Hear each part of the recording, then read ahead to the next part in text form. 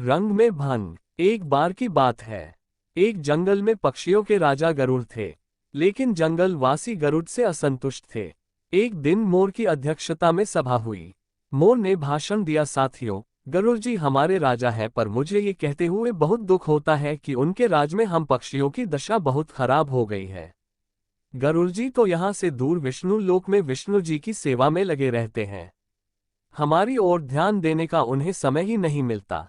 हमें अपनी समस्याएं लेकर जंगली चौपायों के राजा सिंह के पास जाना पड़ता है। हमारी गिनती न 3 में रह गई है और न 13 में।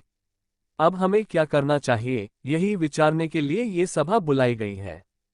तभी यह प्रस्ताव रखा गया कि हमें नया राजा चुनना चाहिए, जो हमारी समस्याएं हल करे और दूसरे राजाओं के बीच बैठकर हम पक्षियों को जीव जगत में सम्मान दिलाए। मुर्गे ने बांग दी कुकू।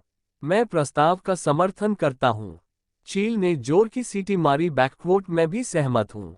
मोर ने पंख फैलाए और घोषणा की तो सर्वसम्मति से तय हुआ कि हम नए राजा का चुनाव करें, पर किसे बनाए हम राजा। सभी पक्षी एक दूसरे से सलाह करने लगे।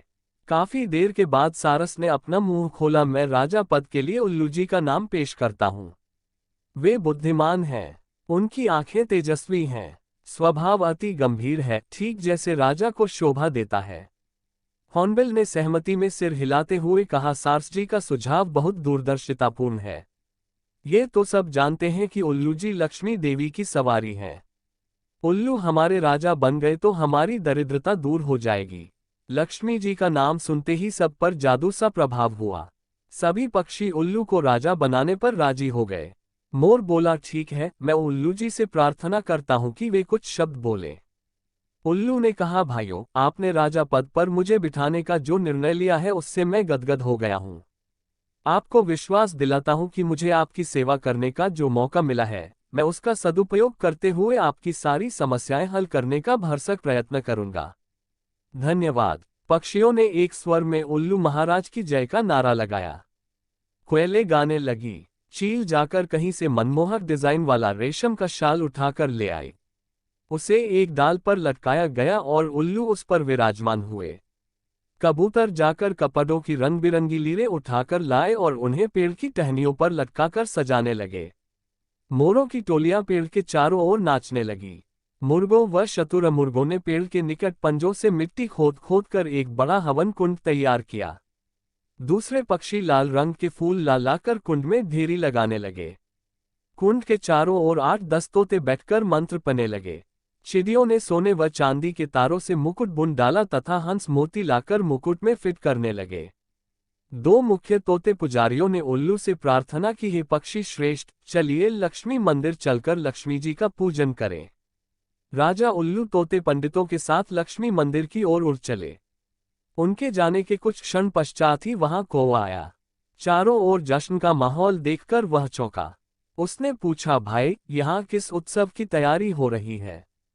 पक्षियों ने उसे उल्लू के राजा बनने की बात बताई। कौवा चीखा, मुझे सभा में क्यों नहीं बुलाया गया? क्या मैं पक्षी नहीं? मोर ने उत्तर दिया, ये जंगली पक्षियों की सभा है। तुम तो अब अधिकतर कस्बों व शहरों में रहने लगे हो। तुम्हारा हमसे क्या वास्ता? कौवा उल्लू के राजा बनने की बात सुनकर जल भून गया था। वह सिर पटकने लगा और कां कां करने लगा, अरे तुम्हारा दिमाग खराब हो गया है, जो उल्लू को राजा बनाने लगे। वह चूहे खाकर जीता है और यह मत भूलो कि उल्लू केवल रात को बाहर निकलता है। अपनी समस्याएं और फरियाद लेकर किसके पास जाओगे? दिन को तो वह मिलेगा नहीं। कोई की बातों का पक्षियों पर असर होने लगा। वे आपस में कानाफूसी करने लगे कि शायद उल्लू को राजा बनाने का निर्णय कर उन्होंने गलती की है। सारे पक्षी वहां से खिसकने लगे। जब उल्लू लक्ष्मी पूजन कर तोतों के साथ लौटा तो सारा राज्याभिषेक स्थल सूना पड़ा था। उल्लू ने पूछा, बैकवोट सब कहाँ गए? उल्लू की सेविका खंडरिच पेड़ पर से बोली, को आकर सबको उल्टी पट्टी पड़ा गया।